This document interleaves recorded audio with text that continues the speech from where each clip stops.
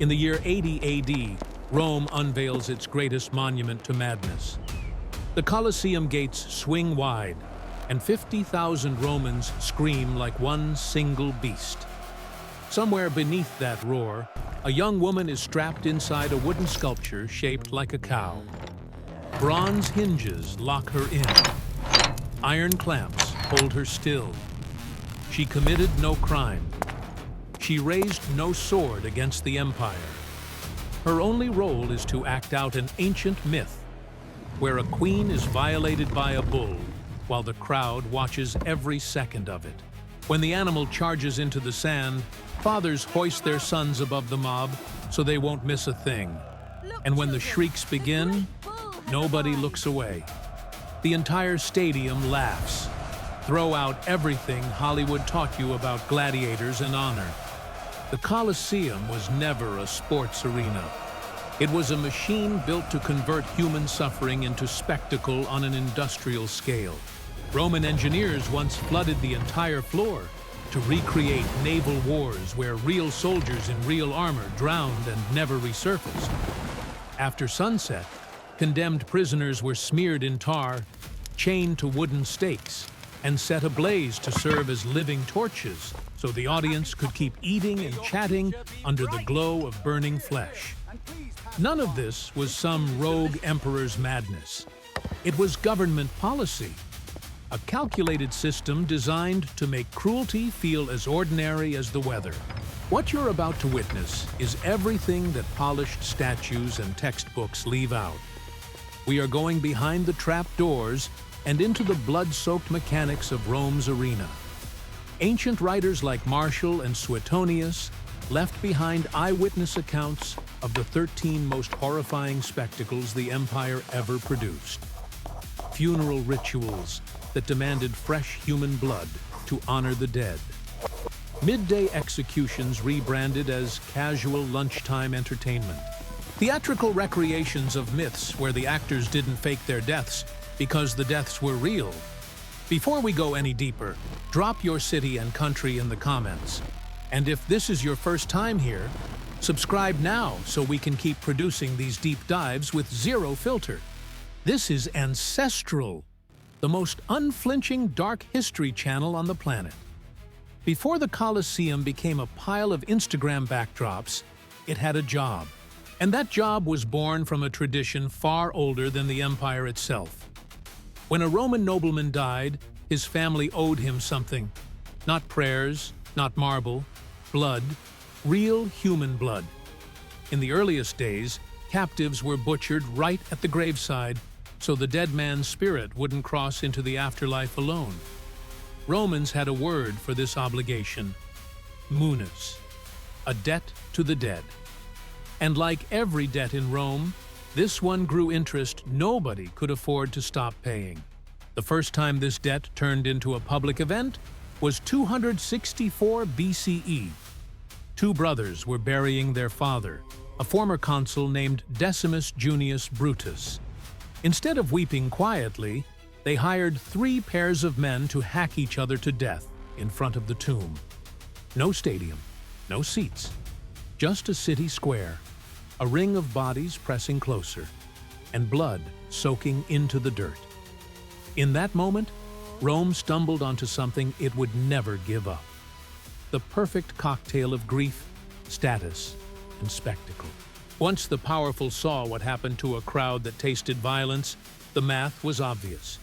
3 pairs made people talk, 10 pairs made people worship you, 50 pairs made you untouchable. The fights left the courtyards and moved into hastily built wooden arenas, and before long, nobody even pretended these were about mourning. Politicians threw them like campaign rallies. They'd invoke some long-dead relative nobody remembered and flood the streets with posters. The real message wasn't grief. It was simple: look how much death I can buy. Now vote for me. Behind the spectacle, an entire economy took root. You needed bodies, so you built training camps. Slaves, war prisoners, even desperate free citizens signed away their lives in contracts that turned them into property. They were branded like cattle, drilled by specialists, and sorted into combat styles the way a restaurant sorts a menu. One school produced heavyweights, with tower shields and full helmets. Another churned out fast, lightly armored killers. Armorers mass-produced gear. Sand dealers supplied the exact grain that absorbed blood best. Sign painters slapped advertisements on city walls announcing how many pairs would fight, on what date, for whose honor, with a promise at the bottom that money was no object. The munus had become an industry. Landowners sold their prisoners into the pipeline. Brokers traveled to the edges of the empire scouting muscle. Physicians tested diets designed to keep fighters heavy enough to absorb punishment, but limber enough to perform. What started as a whispered debt to the dead had become a screaming contract with the living mob. The equation was brutal, and it never changed. More blood equals more love. And the moment emperors seized control of the games, even the pretense of honoring ancestors evaporated. The empire itself became the dead patriarch they claimed to serve. The arena became the single most important stage in Roman civilization. But human bodies alone couldn't satisfy a city of 1 million appetites. At some point, somebody asked a question that would reshape the natural world. What if the crowd could watch Rome conquer not just people, but every living creature on Earth? That question gave birth to the venations, the great animal hunts. When Titus inaugurated the Colosseum around 80 CE, ancient chroniclers claim 9,000 animals were slaughtered across a 100-day festival. Lions, leopards, bears, crocodiles, rhinoceroses. The tallies read less like a celebration and more like a casualty report from a war against nature itself. Pulling that off required a supply chain that stretched across continents. In North Africa, hunting teams dug massive pits and disguised them with branches to trap lions. They strung nets across migration corridors wide enough to catch entire prides. Elephants were herded into wooden corrals using walls of fire and jabbing spears. Along the Nile, hippos were harassed out of the river into cages half submerged in the shallows. Every single capture was a dice roll with death. Hunters were crushed under hooves, shredded by claws, dragged beneath the water, and never seen again. But the paychecks were enormous because Rome bought suffering in bulk. Then came the transport. Caravans hauled caged animals to port cities along the coast. Carthage, Alexandria, Caesarea. The creatures were loaded onto reinforced cargo ships with custom-built holding pens. Crossing the Mediterranean was a nightmare for everything on board. Animals starved mid-voyage. Legs snapped in storms. Panicked beasts thrashed until they broke their own necks against iron bars. Roman accountants logged these losses the same way they logged rotten grain shipments. Just overhead. Just the cost of running the show. Once the ships docked in Italy, the survivors went into holding compounds outside Rome. Keepers burned through mountains of meat, fodder, and fresh water every single day. Each day an animal breathed was money evaporating. So logistics teams planned hunts down to the hour. On the morning of a major venatio, handlers drove animals through underground tunnels into the labyrinth beneath the Colosseum floor. Massive elevators powered by teams of slaves hoisted cages up to hidden trap doors. And when those doors cracked open, a lion didn't stroll out. It erupted into a blazing white oval of sand, surrounded by 50,000 screaming humans. The audience didn't come just to watch animals bleed out. They wanted domination turned into theater. Hunters with javelins taunted wounded beasts. Archers picked off animals from elevated platforms. Sometimes unarmed prisoners were shoved into the sand first as appetizers. The whole production was imperial branding at its most visceral. Wherever Rome's armies marched, every creature that walked or crawled or swam ended up in chains, dying on Roman sand for Roman applause. Nobody in those stands calculated what they were actually destroying. When you butcher thousands of apex predators and rare species generation after generation, they vanish from the map. Lions that once prowled the hills outside Carthage became ghosts. Elephants that had once filled the forests of North Africa disappeared entirely from regions they'd roamed for millennia. No Roman ever measured biodiversity loss. They measured cheering. They measured political loyalty. They measured how long the emperor could keep smiling from his private box. And loyalty is where the real economics of the arena snap into focus. Emperors had a problem that never went away. 1 million Romans needed to stay fed and distracted, or the streets would burn. Grain handouts helped. Public baths helped. But nothing delivered like the games. A lavish festival could dissolve a riot overnight. A boring emperor could purchase adoration simply by announcing a week of hunts capped with a final day of gladiatorial combat. The imperial treasury bankrolled hunters, trainers, shipbuilders, carpenters, animal handlers, architects, and gravediggers. The arena wasn't wasteful spending. It was a jobs program fueled by death. The emperor stopped being just a ruler. He became a showrunner. He reviewed the lineup. He approved how many days, how many fights, how many exotic kills. He sat in his gilded box directly facing the masses. And when he rose and lifted his hand, 50,000 heads snapped toward him in unison.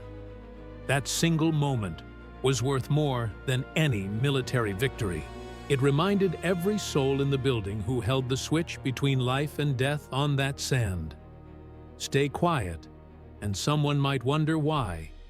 Cheer loud enough, and you disappeared safely into the ocean of obedient faces. A typical festival day followed a rhythm the crowd knew by heart. Mornings opened with animal hunts and exotic displays. Impossible creatures ripped from the edges of the known world, paraded, and then destroyed. But sandwiched into the midday hours, while spectators were still settling in with food and gossip, came something far worse than any hunt: the executions. And Rome didn't waste a death by making it quick. That would be boring. The Roman solution was the fatal charade. Instead of a clean killing, condemned prisoners were cast as characters in myths the audience already knew. The script was written in advance. The ending was always death. But not just any death. The prisoner had to die the exact way the mythological figure died in the original story. The crowd wasn't watching to find out if the victim would survive. They were watching to see how faithfully the legend would be performed using a real human body. Ancient poets recorded one of these living nightmares.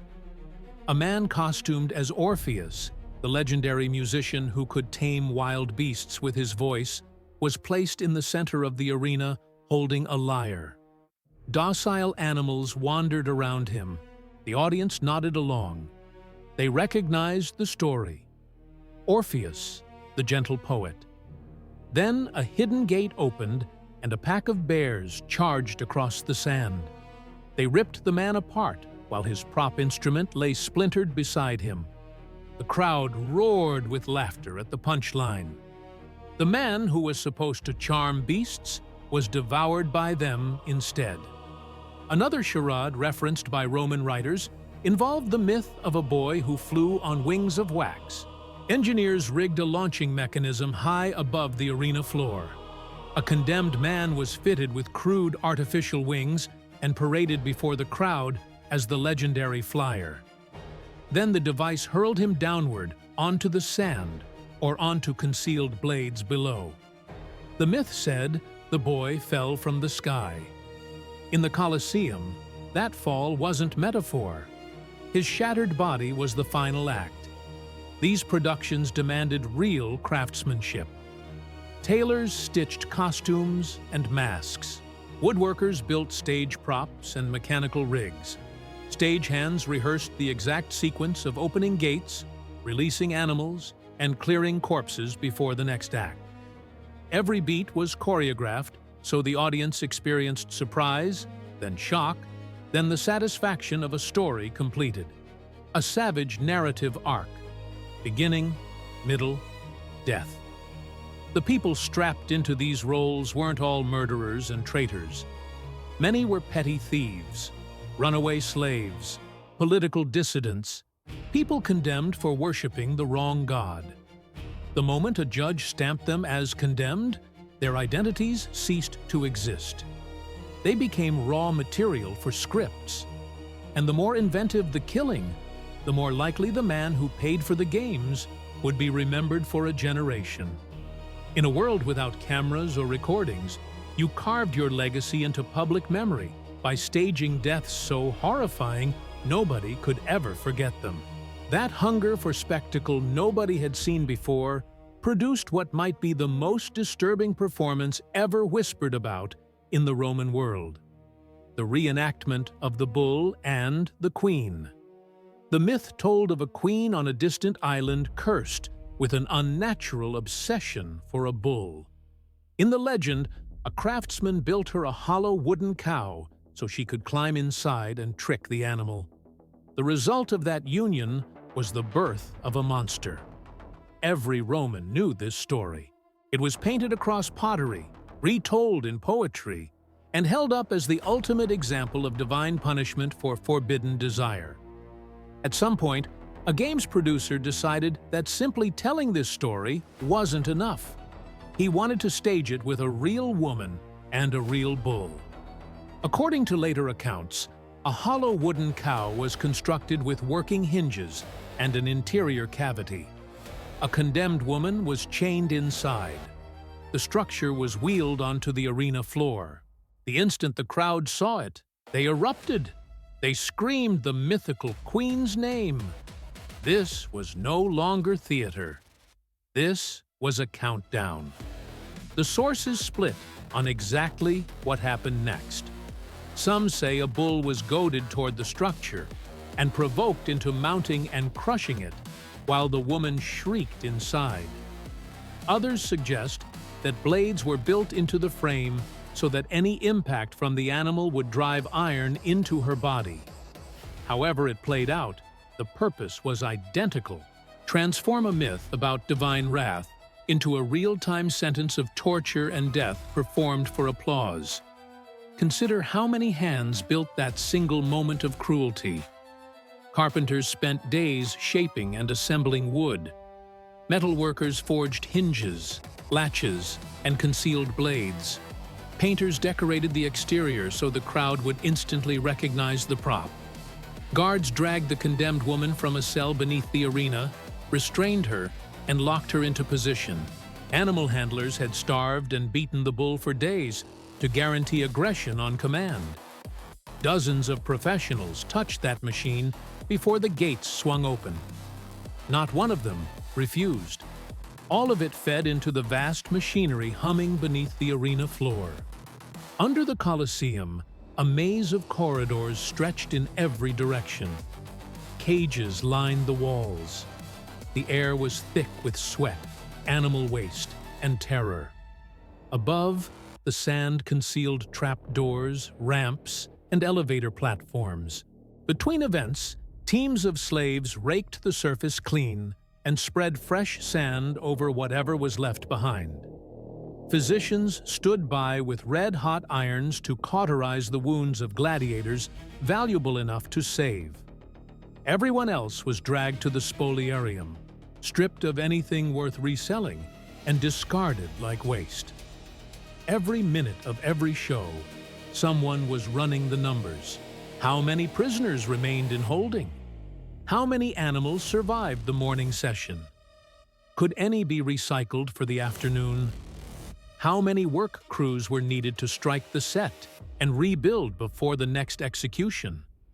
And hovering above all of it, the emperor's accountants calculated whether this festival was generating enough public loyalty to justify the expense. Bread and circuses wasn't a slogan. It was a line item in the imperial budget. If something inside you recoils at all of this, then you understand exactly why this channel exists. We're not just cataloging atrocities. We're dissecting a system. And if you're still watching, it means this history pulls at something deeper in you than casual curiosity. So let me step out of the story for a moment and speak to you directly. We are building something here that's meant to last.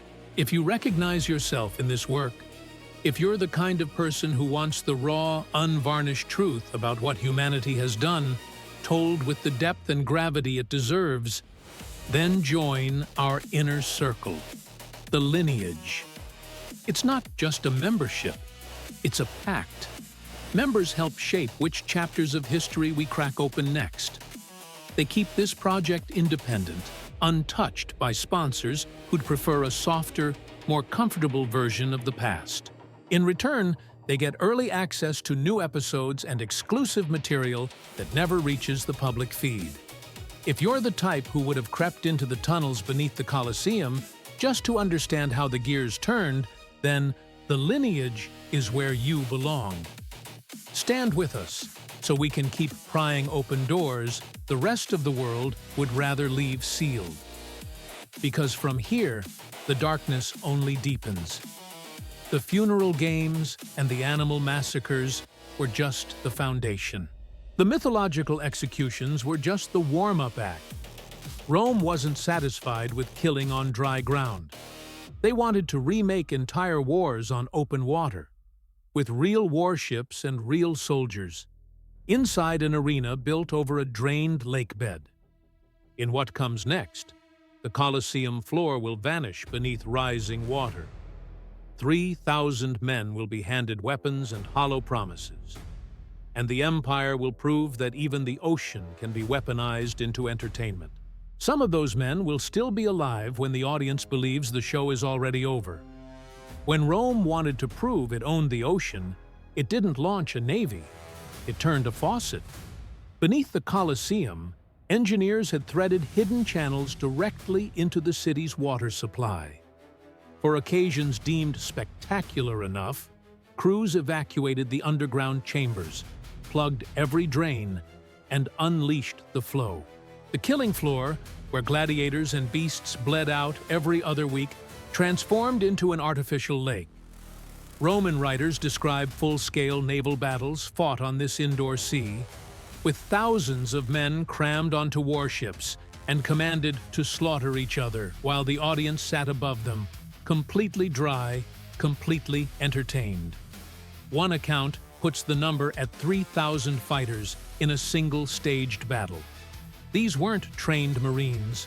Most were prisoners of war, condemned men, slaves with nothing left to trade but their lives. A handful were dangled the promise of freedom if they survived. The rest understood there was no door on the other side. They were handed weapons, herded onto boats, and shoved out into water that could swallow them the moment they stumbled, because the armor strapped to their bodies turned into an anchor the instant it got wet. From the upper seats, the spectacle was magnificent. Ships collided. Oars splintered against hulls. Bodies tumbled overboard and vanished beneath the surface. The crowd heard battle cries, splintering wood, the slap of water against desperate hands. From that distance, the men below were pieces on a board game. But on the water, every second was a calculation between fighting and drowning. The basin was shallow enough to stand in some places. In others, an unexpected dip in the floor could pull a panicking man under before he could scream. Staging these water wars demanded the same merciless precision as everything else the arena produced. Architects had to engineer a basin that could flood and drain on a tight schedule. Gangs of slaves operated the water gates by hand. Ship crews inspected hulls, counted weapons, and tied off rigging. Once the killing ended, the water had to disappear fast, because the same arena might need dry sand for a beast hunt or a gladiator bout by the end of the week. Behind the grandeur of Rome's indoor ocean, it was still just another line on a production calendar. For the men fighting on those boats, hope was a prop written into the script. Some were coached to shout rehearsed pleas for mercy at the emperor's box. Others were told that bravery might earn them a pardon.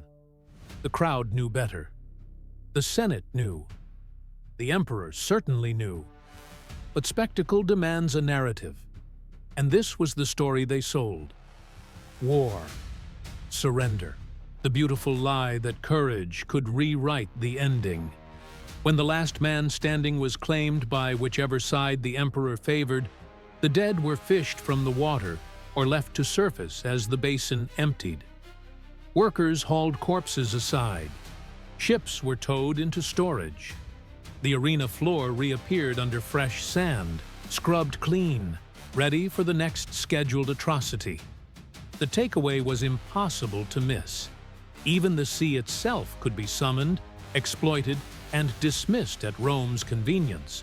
If the naval spectacles represented cruelty at its most colossal, what came next targeted something far more personal: the Roman ideal of womanhood.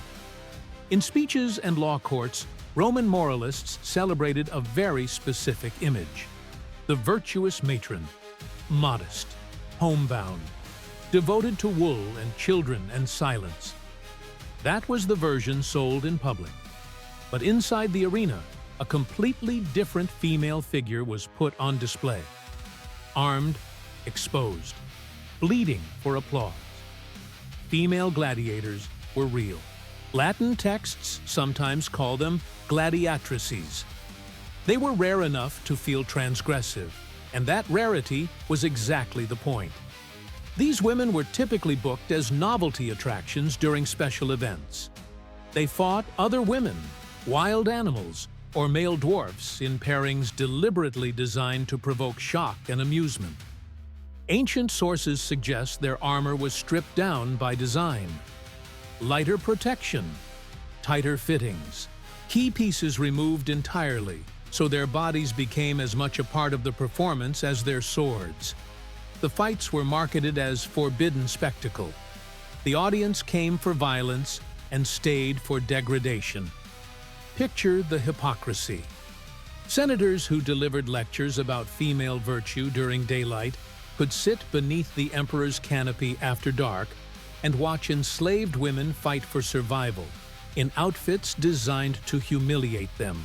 When a female combatant stumbled or took a blade, the reaction from the crowd wasn't pity. It was hunger. Her suffering fed the bloodlust and the voyeurism simultaneously. Some of these fighters were given stage names borrowed from mythical warrior women. Promotional graffiti on city walls advertised bouts between so-called Amazons. The organizers understood precisely what they were selling: a fantasy of wild, dangerous femininity brought to heel by Roman power. If a woman fought well, she became a curiosity. If she died, her body joined the same disposal pile as every other expendable performer in the machine. The arena kept pushing against every boundary it could locate: water, gender, species, social class.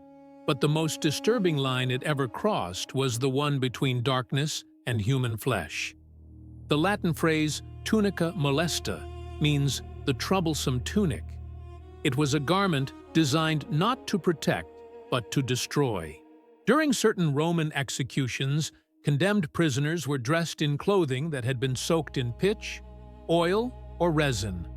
Once the crowd was settled and the signal dropped, the tunic transformed the person wearing it into a living flame. The historian Tacitus describes what Nero did after the Great Fire of Rome in 64 CE. He blamed Christians and invented punishments to match his cruelty. Some were sewn into animal hides and torn apart by dogs. Others were crucified, and others were turned into human lanterns. Tacitus says they were set ablaze in Nero's private gardens to serve as lighting, while guests strolled the grounds after sunset. This wasn't about swift justice. The method was chosen specifically to drag out the agony and extend the viewing experience for as long as the flames held. The same principle migrated into public festivals. When darkness fell and the games continued, rows of condemned prisoners could be lashed to stakes along the arena's perimeter, coated in accelerant and ignited. The crowd could see the sand clearly. They could see each other's faces. They could see the emperor in his box, all of it illuminated by screaming human beings wrapped in fire. The preparation behind these living torches was its own quiet horror. Someone had to sew the garments. Someone had to restrain the prisoners. Someone had to brush the pitch onto cloth and skin, test whether the flames would catch reliably, and stand close enough to ignite the first torch without catching fire themselves. Someone had to endure the opening seconds of screaming before the sound dissolved into the ambient noise of cheering, flute music, and announcers introducing the next act. By this point, the architecture of a festival day comes into focus. Mornings offered variety and wonder. Exotic beasts from the edge of the world, strange combat pairings, water spectacles. Evenings belonged to the slow amber glow of burning bodies, but the most coldly efficient cruelty was reserved for the middle of the day, when the sun sat directly overhead and the crowd's stomachs were growling. Romans had a name for it: the meridiani, the midday show. This was execution hour. While spectators chewed on bread and figs, unarmed prisoners and condemned criminals were marched onto the sand to die in ways that traded artistry for speed. No mythological costumes, no elaborate stage machinery, just killing. Men thrown to starved animals with no weapons and no ceremony. Others forced to fight each other without armor until one remained standing, and then that survivor was cut down too. Some were tied to posts and used as live targets for archers running drills. The midday executions weren't spectacle. They were waste management. The empire had a backlog of condemned bodies, and the arena was the processing facility. The crowd's energy at noon was different from the electric charge of the morning or the fever of the closing bouts. Some spectators barely watched. Others observed with a flat, detached curiosity, the way someone might glance at a street musician and keep walking. Children grew up seeing this as completely ordinary. Workers used the break to stretch, gossip, and scan the stands for familiar faces.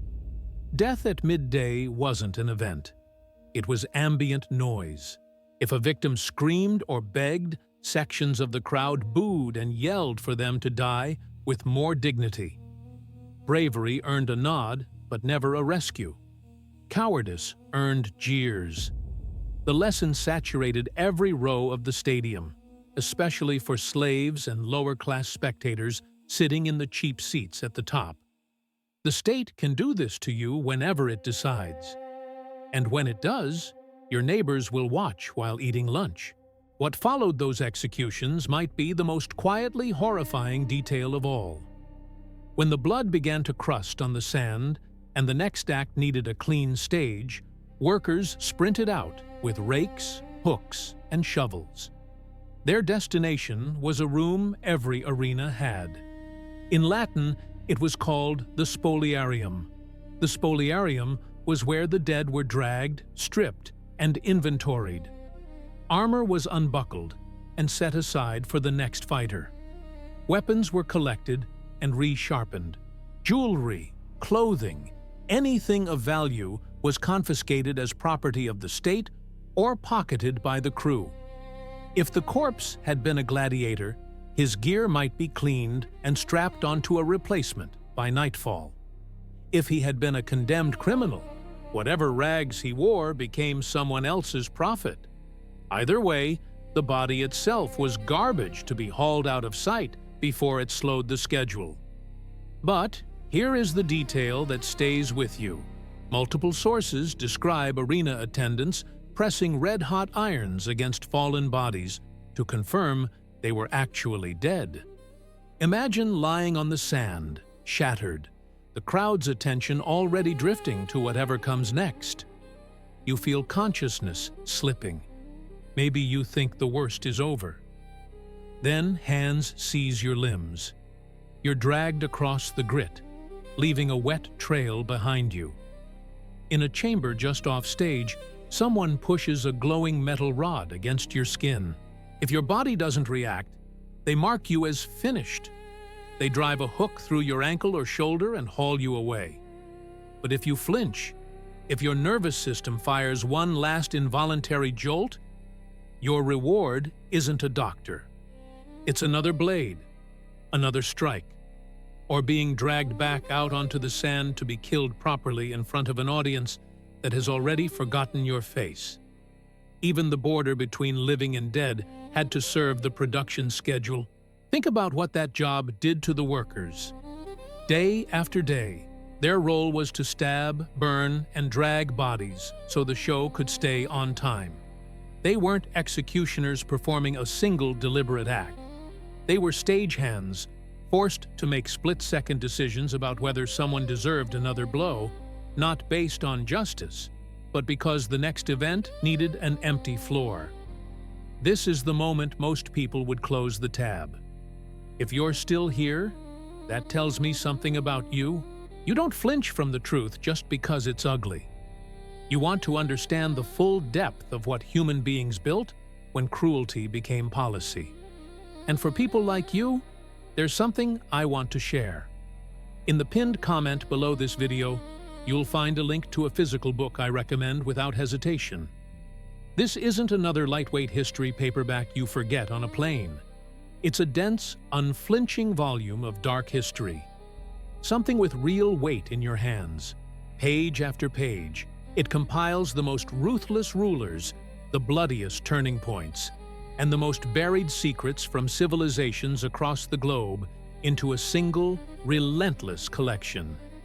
If you know someone who devours history and is always hungry for more, this is the gift that will genuinely shock them. Or maybe you're that person. Maybe you're the one who keeps a book like this on the nightstand and reads a chapter before sleep, letting the past unsettle you just enough to remember what humanity is capable of building when nobody says, stop. This book was made for exactly that. It doesn't vanish into a digital library. It sits on your shelf, heavy and unavoidable. If this channel's approach to history resonates with you, you'll want this in your collection. The link is pinned below. When you're ready, go find it. Because as far as we've descended tonight, through drowning seas and burning flesh and lunchtime massacres and hooks dragged through the bodies of men who might still be breathing, there is still one final layer of corruption we haven't touched. We've talked about systems. We've talked about crowds.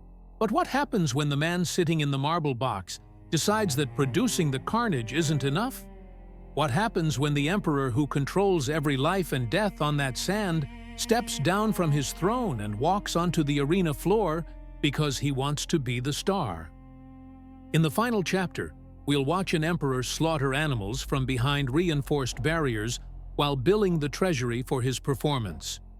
We'll see beasts specifically trained to torture, not just kill. We'll see how public executions were repackaged as themed holiday events for Christian martyrs, each death matched to a date on the imperial calendar. And we'll be forced to confront one last question. If a spectacle like this went live tomorrow, broadcast in high definition to every screen on the planet, would people actually look away? By the time the empire hit its stride, Rome's entertainment industry faced an unexpected crisis. It was running out of ways to shock people. Gladiator duels had been done 1,000 times. Animal massacres were routine. Naval battles, mythological executions, human torches, lunchtime slaughter, the body-checking room beneath the stands. All of it had already been staged, applauded, and forgotten. The crowds still filled the seats, but the men designing the programs lived in constant terror of one thing: becoming predictable. And when an audience addicted to escalation starts feeling bored, the worst ideas in the room suddenly start sounding brilliant. One of those ideas drifted in from beyond the borders of the empire. Greek and Roman authors told a story about the Persian king Artaxerxes and a condemned man named Mithridates, who was punished in a way that read like a fever dream. They called it the boats. History remembers it as scaphism.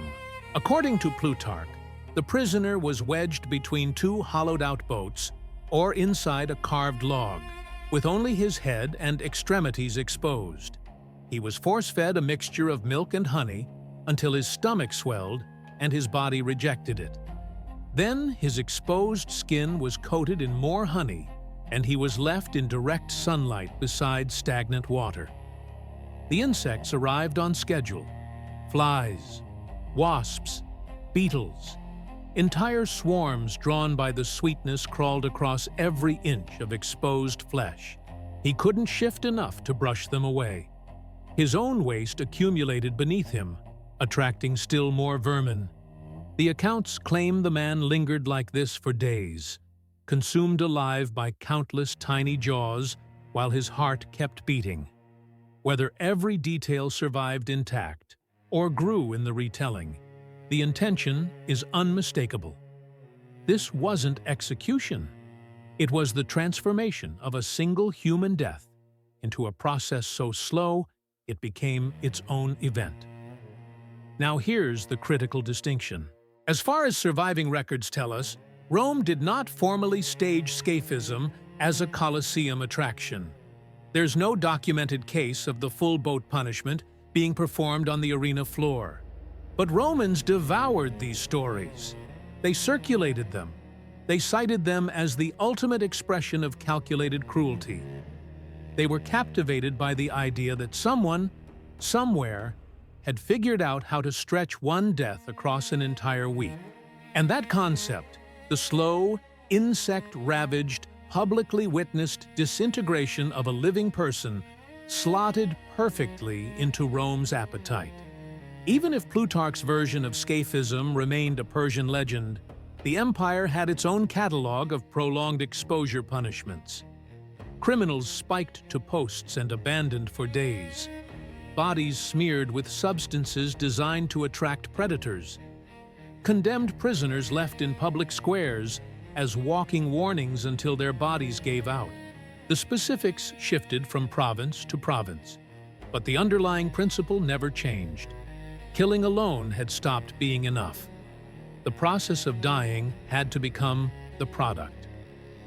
When a civilization starts importing foreign torture methods as creative inspiration, it reveals something. The local inventory of suffering is maxed out. They're shopping through other cultures' nightmares looking for fresh merchandise. But the most visible symptom of the empire's decay wasn't a borrowed technique. It was a homegrown emperor. Commodus ruled from 180 to 192 CE, and the sources paint him as a man who wanted to be worshipped as a god and celebrated as a gladiator simultaneously. Previous emperors had participated in the arena symbolically. They gave the signal. They pardoned a brave fighter. They tossed coins into the stands. Commodus obliterated that boundary.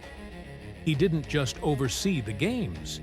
He put on armor, grabbed weapons, and walked onto the sand as a performer. He styled himself as Hercules reincarnated. He draped himself in lion pelts, hefted a massive club, and commissioned statues portraying him in that mythic pose. But his arena heroics were stage-managed down to the last detail. He killed wild animals from elevated platforms, safely out of reach. Writers like Cassius Dio describe him standing on a raised walkway, methodically spearing bears, lions, and leopards that had been starved, chained, or penned so tightly they couldn't fight back. In one notorious session, he reportedly killed 100 bears in a single day. not by confronting them, not by entering their space, by standing at a comfortable distance and stabbing them one by one while the entire city watched. It was industrial slaughter repackaged as personal heroism.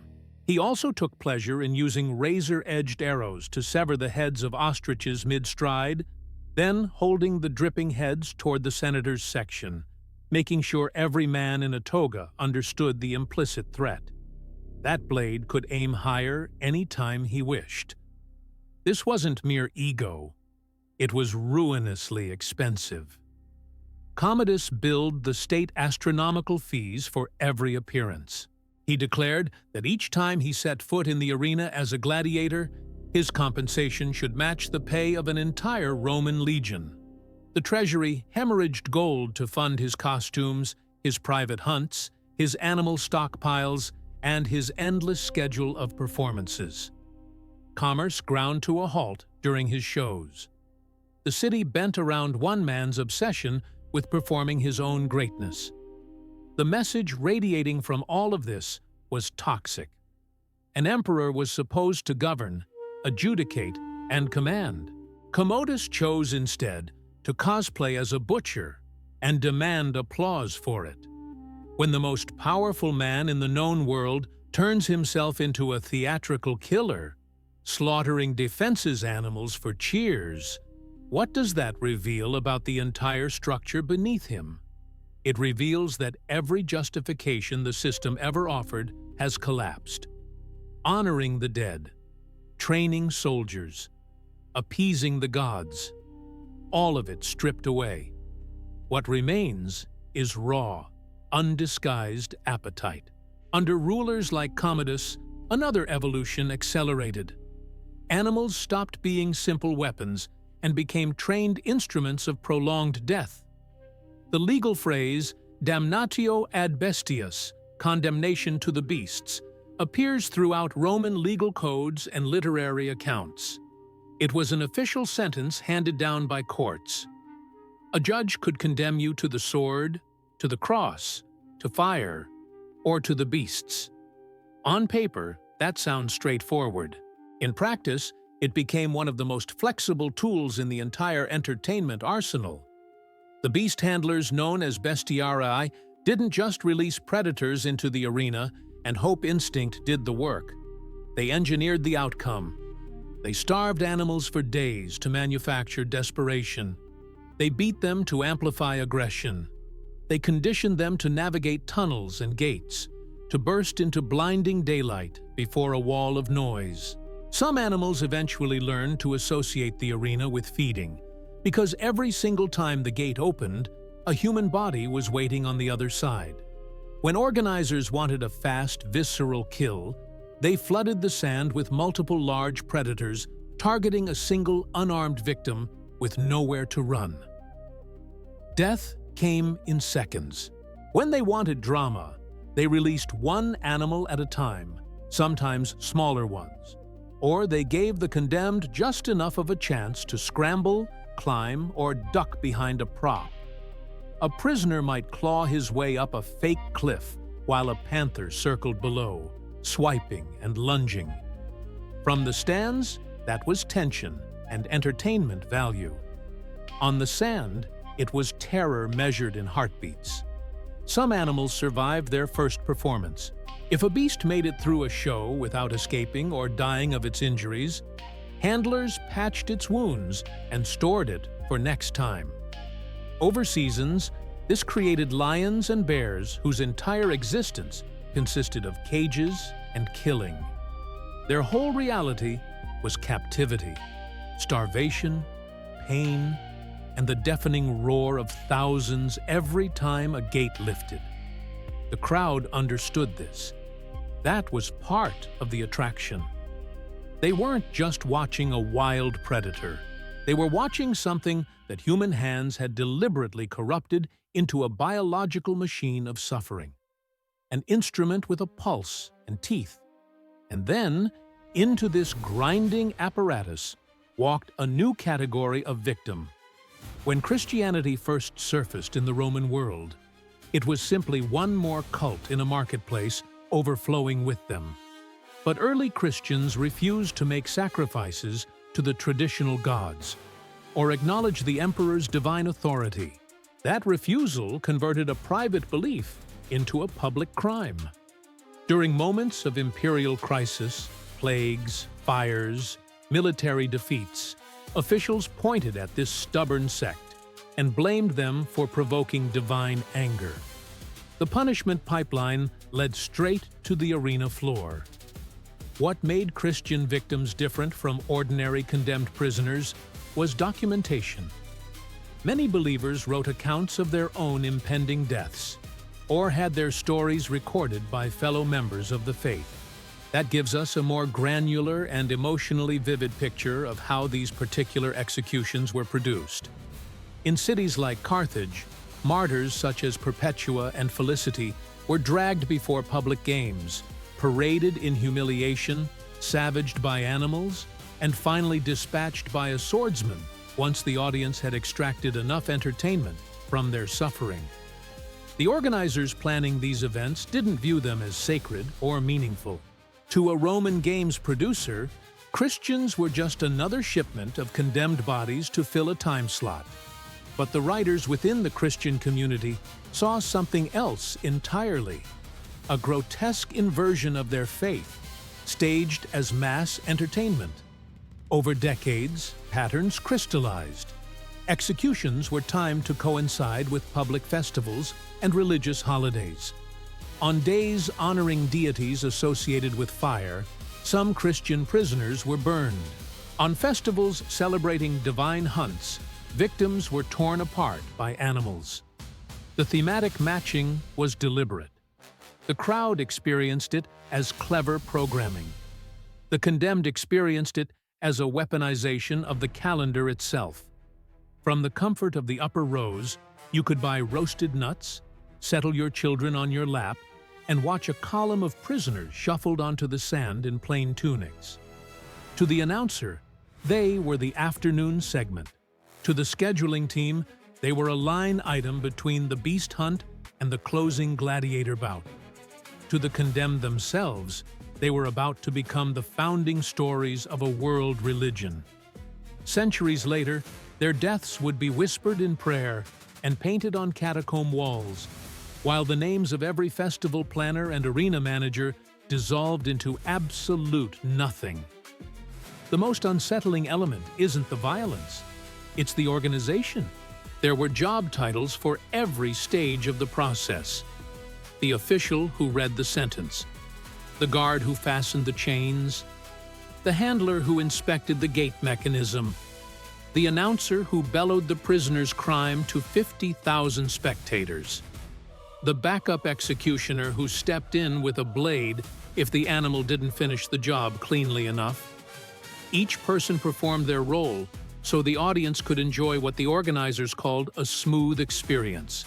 This is where the mirror swings toward us.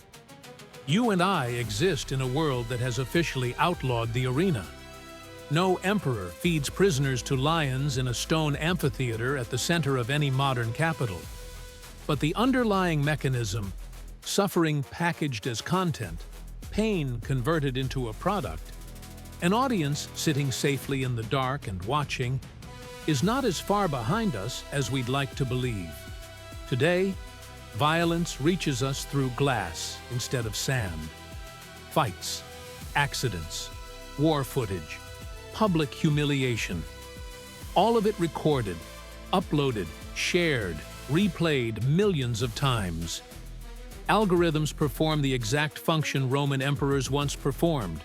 They select, they arrange, they deliver the most engaging content to your eyes over and over again. Their objective is not to make you wiser or kinder. Their objective is to keep you watching. So here is the question that matters. If the Colosseum existed right now, exactly as it did 2,000 years ago, and a notification appeared on your phone reading Live, Imperial Games, 50,000 watching now, what would you do? Would you tap it? Would you watch just one clip, just to see how bad it really was? Would you stay longer than you'd ever admit, telling yourself it was just curiosity? The Romans didn't wake up one morning as monsters. They drifted, one small step at a time, into a reality where it felt perfectly normal to laugh at a woman screaming inside a wooden cow, to cheer while an emperor speared his 100th chained bear, to eat lunch while unarmed men were torn to pieces 10 rows below, to read by the light of burning human bodies and complain the flames weren't bright enough. The arena didn't just reflect Roman values, it shaped them. And that is why these 13 spectacles matter. From the first funeral games where sons spilled blood at a father's grave to finance their political careers, to the continent-spanning hunts that erased entire species from regions they'd inhabited for millennia. From the fatal charades that forced condemned prisoners to die inside myths, to the obscene reenactment of a cursed queen and a bull. From flooded arenas where thousands drowned in armor on an artificial sea, to women forced into combat half-exposed, while the men who wrote laws about modesty stared from the front row. From tunics soaked in pitch that turned prisoners into screaming lanterns, to the midday massacres treated as background noise between lunch and the main event. From the spoliarium, where workers burned the skin of the possibly living to confirm they were dead, to imported nightmares of insect-filled boats, imperial frauds killing from safe platforms and billing the nation for their bravery, predators trained not just to kill, but to play with their food, and martyrs executed on schedule to decorate someone else's holiday. This is not a catalog of random horrors. It is a blueprint for what any civilization becomes when it decides that cruelty, if sufficiently organized and entertaining, is acceptable. If you've followed this story from the first gate to the last body dragged from the sand, you're not here for cheap shock. You're trying to understand something ugly and essential about what our species is capable of building when no one says stop. And for that, directly and sincerely, thank you. If you want more history delivered like this, without sanitization, without apology, with the full crushing weight of what actually happened, then make sure you're subscribed. Hit the like button so this video doesn't get buried by the algorithm. And send it to someone who still thinks Rome was nothing but marble columns and noble speeches. The more people confront this side of the past, the harder it becomes to lie about what civilization actually looks like when the mask comes off. You've been watching Ancestral, the best dark history channel on the planet. Stay curious, stay sharp, and never stop asking yourself, when you look at the worst things human beings have ever done, if I had been in those stands, would I have watched?